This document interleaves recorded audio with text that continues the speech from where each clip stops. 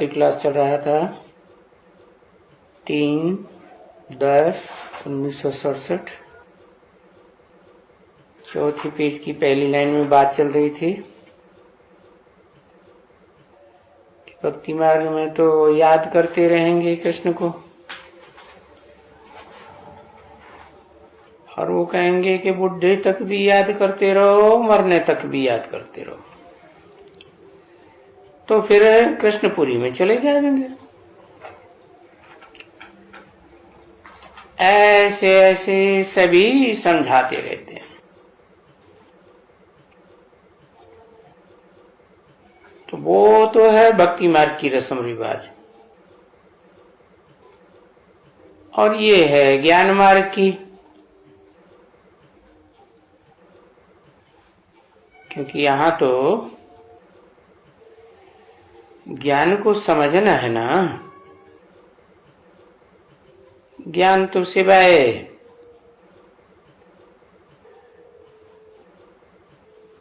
परमपिता परमात्मा की कोई दे भी नहीं सकता,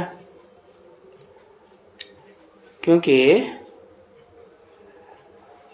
भक्ति मार्ग में तो जो भी हैं समझाने वाले, सुनाने वाले, वो सब जन्म मरण के चक्र में आते रहते हैं।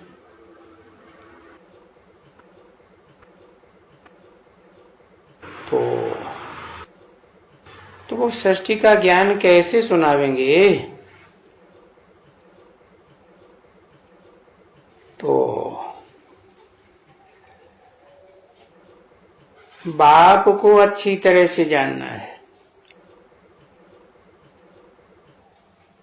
वो भी बेहद के बाप को।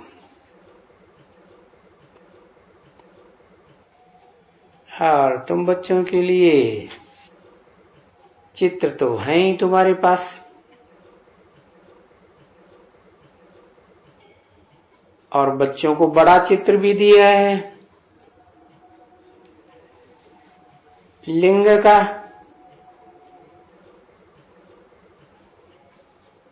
तो समझाना है ये जो बड़ा चित्र है ये तो आत्मा तो नहीं है ना, ये तो बड़ा शरीर ही होगा ना, बड़े शरीर की यादगार है। जो शरीर में सुप्रीम सोल बाप आते हैं और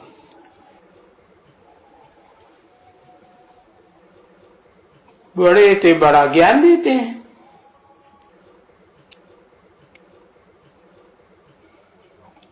क्या ज्ञान देते हैं? कहते हैं कि जैसे मैं आत्मा ज्योति बिंदु हूं, तुम आत्मा भी ज्योति बिंदु हो। और बिंदु को तो कितना भी छोटा बड़ा बनाओ, उसकी लंबाई चौड़ाई तो नहीं दी जाती। हाँ, शरीर की लंबाई चौड़ाई दी जाती है। तो जिस तन में प्रवेश करते हैं, जिस तनधारी का नाम शिव के साथ जोड़ा जाता है और जिसका चित्र बनता है, मूर्ति बनती है, वो मूर्तिमान है ना। शिव के मंदिर में भी जाएंगे, पुराने मंदिर में जाएंगे तो और देवताओं के साथ शंकर का भी बड़ा चित्र रखा होगा मुख्य स्थान पर, और देवताओं की भी छोटी मोटी मूर्तियां रखी होंगी। आजकल तो शंकर का कितना बड़ा चित्र बनाते हैं, जैसे पांडवों के बड़े बड़े चित्र बनाए दिए। तो ये बड़े चित्र क्यों बनाए दिए? क्योंकि उन देहधारियों ने ज्ञान बहुत विशालता से धारण किया था।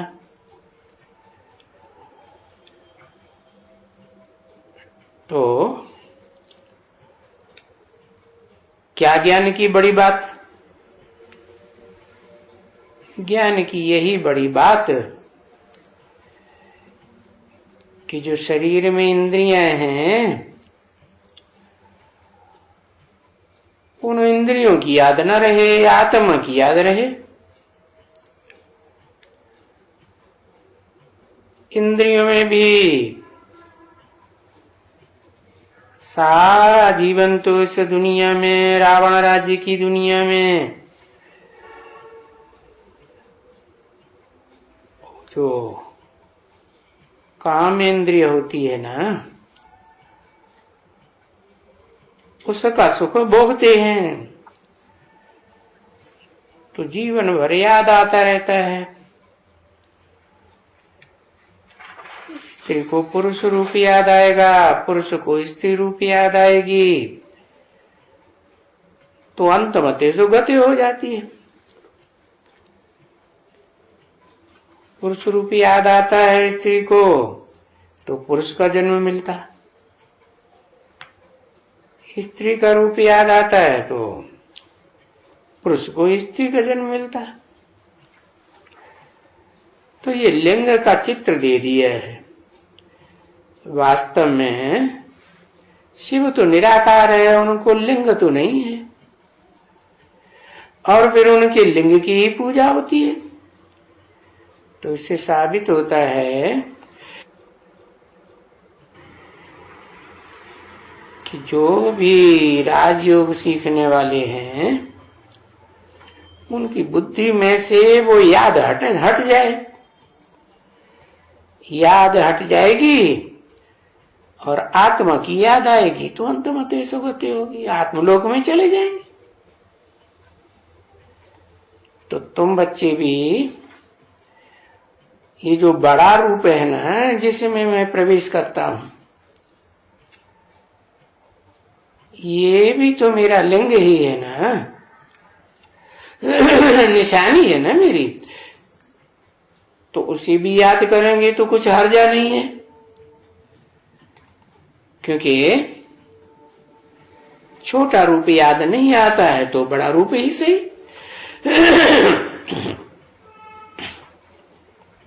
क्योंकि तुम्हारे पास तो ये लिंग का चित्र बनाया हुआ है, जो रखा है,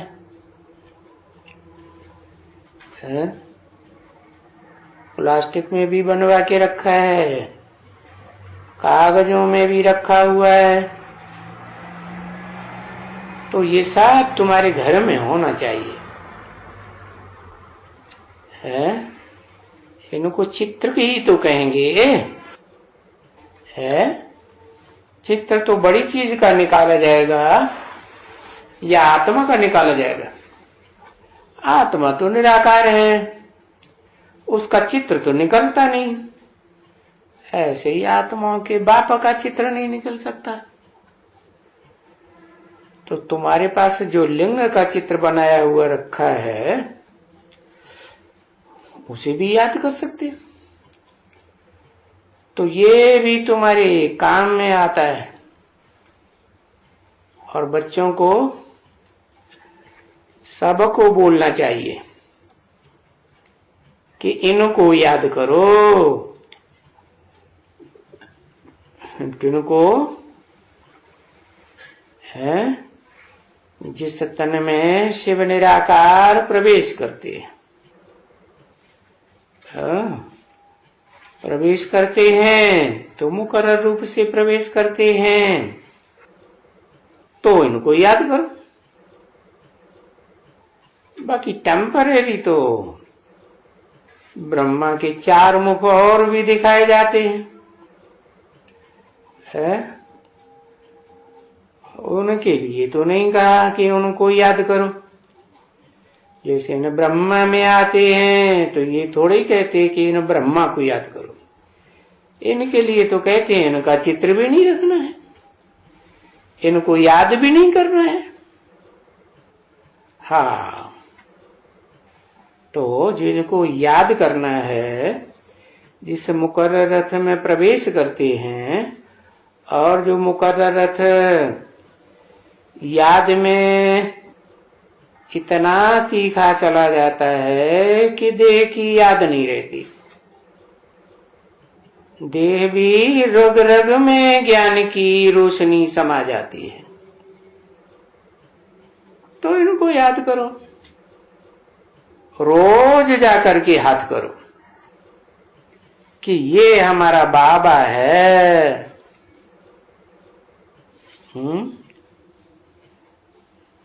क्या बाप है या बाप है? बाप भी है। मनुष्य सृष्टि का बाप है, मनुष्य है साकार, तो ये बाप भी साकार है। परंतु ये तो सुप्रीम सोल बाप समान निराकारी बन जाता है। तो तुम ऐसा बनने वाले बाप को याद करेंगे तो फिर तुम भी वैकुंठ का मालिक बनेंगे। देखो, जिससे कृष्ण को तुम याद करते हो वो भी तो वैकुंठ का मालिक था ना। हाँ, कहेंगे सूक्ष्म शरीर से था। अरे सूक्ष्म शरीर कहां से होगा? सूक्ष्म शरीर तो इस दुनिया की बात है। बाकी सूक्ष्म शरीर विष्णुपुरी में नहीं होता। वहां तो शरीर तो साकारी होते हैं, लेकिन स्टेज निराकारी होती है। तो जिनके शरीर साकारी थे उनको कहेंगे सच्चे सच्चे मालिक।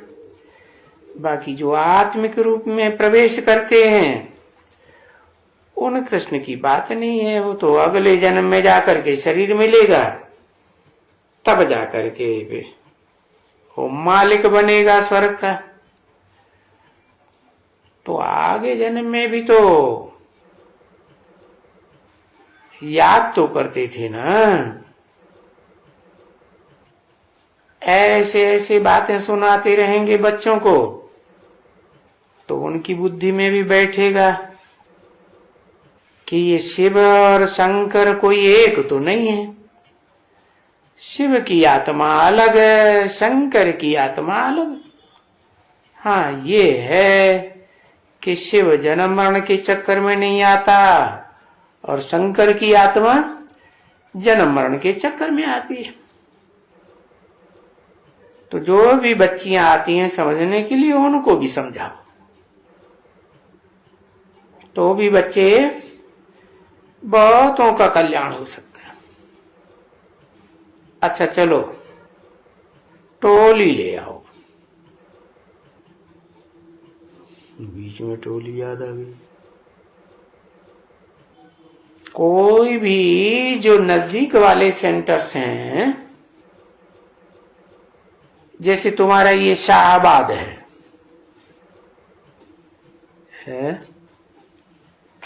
झांसा है, या कोई भी फलाना है,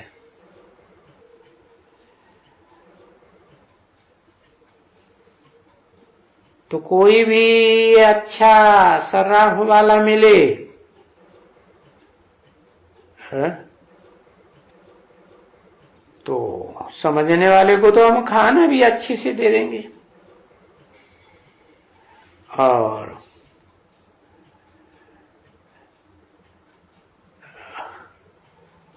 घर में पैसा ना हो तो घर के लिए पैसा भी देंगे।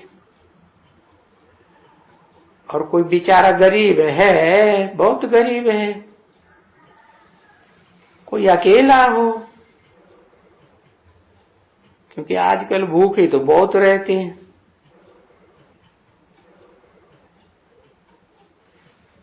है? तो भूखे रहेंगे तो उनको ज्ञान क्या बुद्धि में बैठेगा। भक्ति मार्ग में भी कहते हैं ना, भूखे भजन न हो गोपाला, झेलो अपनी कंठी माला। परंतु अगर यहां आवेंगे, यहां तो बहुत सुख है ना। तो मैं सभी सेंटर्स वालों को, जो नजदीक वाले हैं या परे दूर वाले हैं, परंतु उनमें कोई अच्छा खीर वाला धुन वाला हो, ज्ञान की धुन वाला है, ऐसा हो जो गौओं को संभालने वाला हो, सो उसको तो हम सब कुछ सहयोग देंगे। तो जो गौ वृद्धि को पाती रहती है ना, अगर संभालने वाला ग्वाला हो तो उनको भोजन क्यों नहीं मिलेगा? भोजन भी मिलेगा, कुछ पैसे भी मिलेंगे, कपड़ा गंजी सब कुछ देंगे, है? बस ज्ञान की धुन वाला होना चाहिए। तो ये क्यों कहता हूं है, इसमें क्या रखा है कहने में कि सब सुनेंगे तो जांच करेंगे। अच्छा, कोई गरीब होगा तो किसी ने कहा देखूंगी बाबा, हाँ क्यों नहीं देखेंगे, क्योंकि यहां आबू के जो भीड़ लोग हैं ना, ओ तो कहते हैं ना, ये भीड़ लोग तो कितने गंदे रहते हैं,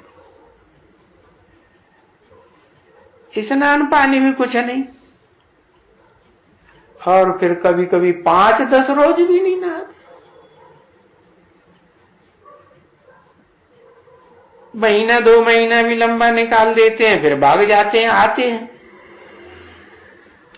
महीने 2 महीने रहेंगे, ठहरते ही नहीं।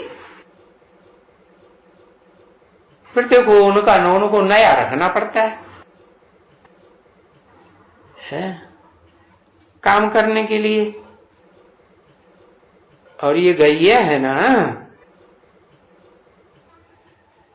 है, इनको संभालने वाला तो चाहिए। ये तो गैया आती हैं बहुत ऊंची इस तरफ से, ये जो राजस्थान की गैया है ना, ऊंची क्वालिटी की है। तो पूछते हैं कहां से ले आते हो, तो कोई ने कहा पाली से ले आते हैं। पाली से ले आते हैं, वहां की पालना अच्छी होती है क्या? तो किसी ने कहा पाली बाबा, पाली के तरफ में वहां गिरनार गैया हैं। कौन सी नार है? गिरनार। देखो उनका नाम भी आ रहा है। अब ये तो एनिमल गैया है ना, है? ये तो जो दूध देती है ना, वो तो शरीर की परवरिश के लिए देती है। और बाबा के पास कौन सी गैया है? बाबा के पास तो ज्ञान का दूध देने वाली गैया है ना, है? तो उनमें अच्छे से अच्छी गैया कौन सी है? ओई राजाओं के स्थान वाली है, जो जन्म जन्मांतर राजाओं के स्थान में रहती है। बेहद की गैया का नाम मालूम है? कामधेनु। अरे कामधेनु गैया, उसमें तो 33 करोड़ देवताएं दिखाए जाते हैं, और 33 करोड़ देवताओं का पाठ तो कलयुग के अंत तक भी खुलता रहता है। गिरिनार, हाँ, गिरि माने पहाड़, नारी माने नारी, पहाड़ की नारी। अरे प्रसिद्ध है ना, है? शिव जी के साथ कौन सी नारी रहती थी? है? बताओ। पार्वती रहती थी ना, हिमालय पहाड़ की। हाँ, तो बताया बहुत दूध देती है और एकदम स्वच्छ दूध। हाँ, तो ये देखो नाम आज भारत में भक्ति मार्ग में भी रखे हुए हैं, परंतु एनिमल गौओं के नाम रखे हुए हैं। है? कुछ है ना ऐसे नाम। शायद ये बहुत अच्छी होती है? बहुत अच्छी होती है, तो फिर उन्हीं गौओं को पालो ना। है? फिर ये चैतन्य ज्ञान की गौओं को क्या पालने की बात आ गई है? तो बाबा तो बेहद में बोलते हैं ना, क्या तो गिरनार गौएं जो बहुत अच्छी होती हैं, वो कोई एक जन्म के लिए दूध देती है कि वो जन्म जन्मांतर की बात है? यहाँ ज्ञान धारण करेंगी ज्यादा, तो जन्म जन्मांतर वो ज्ञान आत्मा में रहेगा कि नहीं रहेगा? यहाँ ज्ञान धारण नहीं करते हैं तो वहां भी नहीं रहता। बाकी ये बात है कि गौओं को संभालने वाले बड़े अच्छे चाहिए। है? अच्छे किन्हें कहा जाता है? और गंदे किन्हें कहा जाता है? नहीं तो गौएं बीमार पड़ जाती हैं। एक होती है शरीर की बीमारी, वो तो उन गौओं की बात है जो जानवर गौएं हैं, बीमार पड़ जाती हैं तो दूध नहीं देती। यहां कौन सी बात है? यहां तो मन बुद्धि रूपी आत्मा की बात है? गौएं हैं, ग्वाला अच्छा नहीं है, गंदा है, तो लगाव झुकाव की बीमारी पड़ जाती है। बाबा कहते हैं ना, कितने कीचक हैं, गंदे हैं, है? ज्ञान में चलने वाली गौओं को भी नहीं छोड़ते।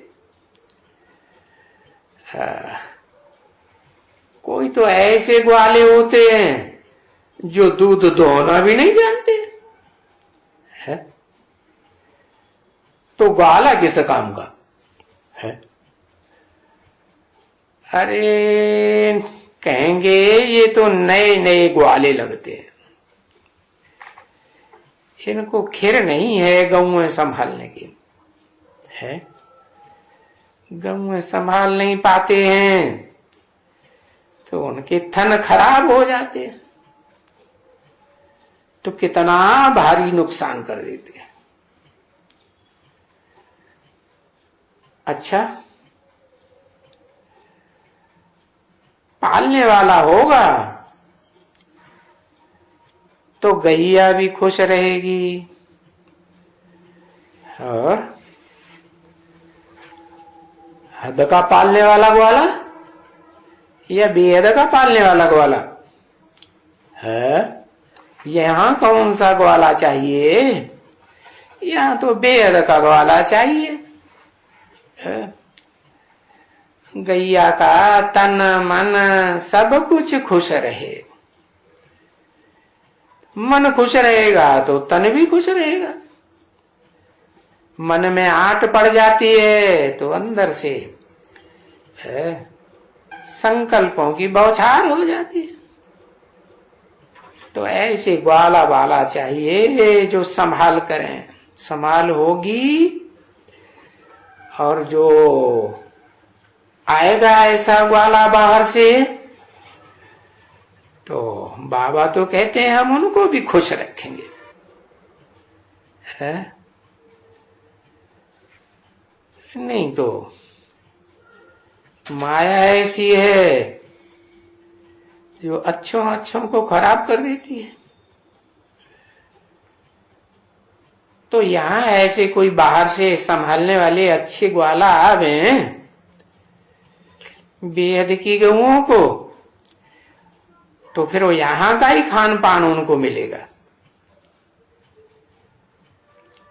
अच्छा, मीठे मीठे सिकीले बच्चों प्रति रूहानी बाप व दादा का याद प्यार और गुड नाइट। ओम शांति।